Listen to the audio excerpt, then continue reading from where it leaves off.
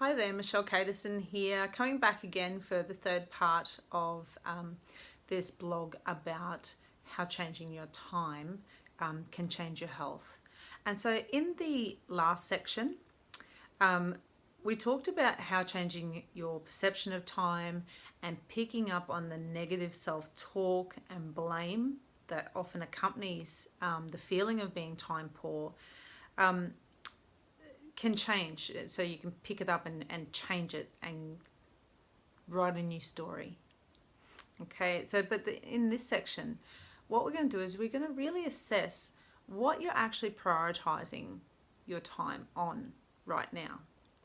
Okay, so to do that, you start off by setting a series of alarms every hour or so for a few days.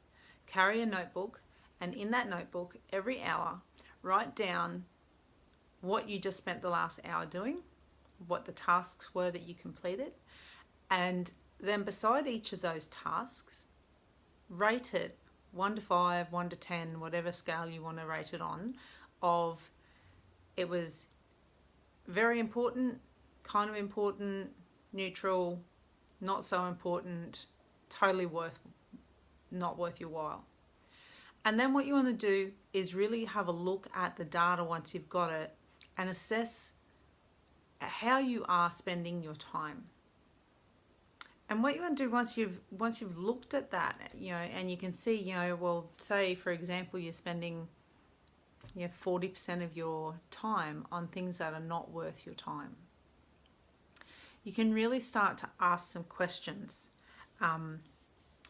So particularly about the low importance stuff is you could ask, what would happen if you didn't do this task at all?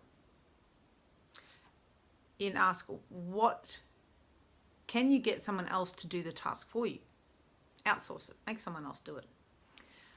Or can you actually do the task at a different time of day, for example, and make it so that you're not waiting as long. So say, for example, you've been on hold or you've been stuck in traffic or things like that, where the wasting of the time is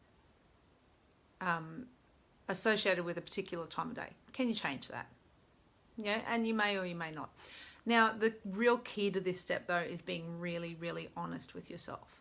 So don't go holding on to really low value tasks to keep your ego happy. So this is really good at raising your self-awareness.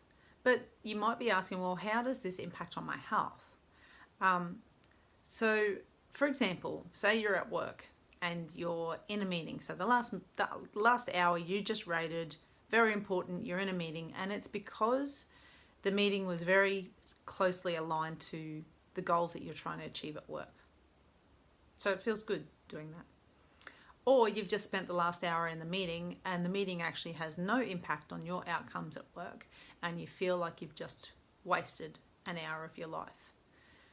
That leads to that feeling of self out of control and that blame and not taking responsibility, and that leads to stress, which then impacts on your health. So to take responsibility for something like that, for example, right, if I asked, what would happen if I didn't do this task, I'd go and see my boss, say, hey boss, this task isn't really related to me, this meeting isn't really related to me, it's wasting my time, I have more important things to do. Get yourself out of it. Suddenly you've got an extra hour in your day to do stuff that is actually going to work towards your goals. So now that you've got an objective assessment of your time and you've asked yourself some questions and you understand what you've rated as important, in this next section, we're actually going to ask the question of why are the things you rated important? Do they align with your goals and your values? So that's next section. Let's talk soon. Bye now.